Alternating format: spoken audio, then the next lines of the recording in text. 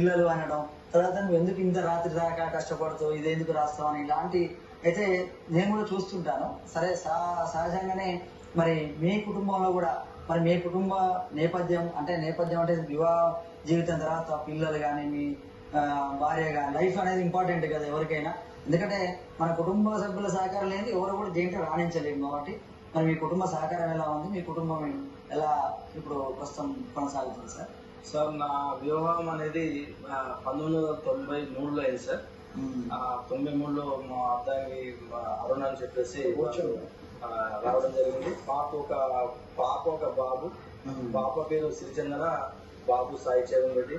వాళ్ళ పాప కూడా జిల్లాలో జరిగిన అనేక సాహిత్య సమావేశాలలో నాతో పాటు పాల్గొనేది. ఆ తర్వాత బాబు కూడా సాహిత్యం అంటే అతనికి పెద్దగా శ్రద్ధ ఇంట్రెస్ట్ అనేది తక్కువగా ఉండేది. నేను ఏది రాసినా ఎంత లేట్గా వచ్చినా ఇంకా నేను అప్పుడు మండల రిసర్చ్ కోసం పనిచేసేటప్పుడు టైం అంటూ లేదు సార్ నాకు. జనరల్గా అర్ధరాత్రి వచ్చేది ఒక్కోసారి ఆనాడు తెలంగాణ ఉద్యమంలో పాల్గొంటూ జేఏసీ అని చెప్పేసి నల్గొండ క్లాక్ టవర్స్ అంటే అనేక కార్యక్రమం జరుగుతూ ఉండేవి. ఆ కార్యక్రమంలో నా వంతు బాధ్యతగా అక్కడ కొన్ని బాధ్యతలు నిర్వహిస్తున్న వల్ల అర్ధరాత్రిగా వచ్చేది. అయినప్పటికీ మరి మా భార్య ఎంతో ఓపికతోటి మరి కోఆపరేట్ చేస్తూ ఉండేది. మరి మా ఈ సాహిత్యంలో కూడా రాస్తూ ఉన్నప్పుడు అప్పుడప్పుడు కోపం చేస్తుంది.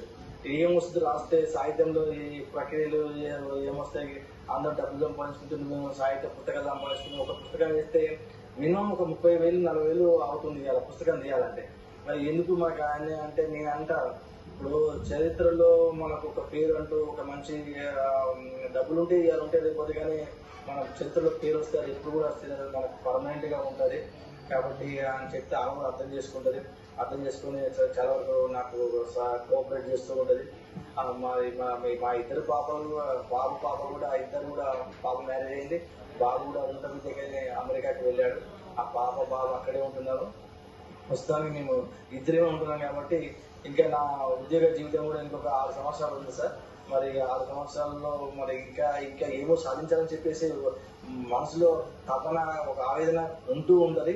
అయినప్పటికీ సరే మనకు సాధించిన వరకు మన ఆరోగ్యం కూడా చూసుకోవాలి కాబట్టి ఆరోగ్యరీత్యా అన్నీ కూడా మనం ఆలోచించాలి కాబట్టి ముందు ఆరోగ్యం ఉన్నప్పుడే ఏదైనా సరే చేయగలుగుతాము. కాబట్టి ఎవరిని దృష్టి పెట్టుకొని ఇట్లా నా జీవిత పుస్తకాన్ని కొనసాగిస్తూ సారు కుటుంబం అంటే ఒక విధంగా ఒక తండ్రిగా, ఒక రచయితగా, ఒక ఉపాధ్యాయుడిగా, బాల సాహితీవేత్తగా అన్ని కార్యక్రమాలను బ్యాలెన్స్ చేసుకుంటూ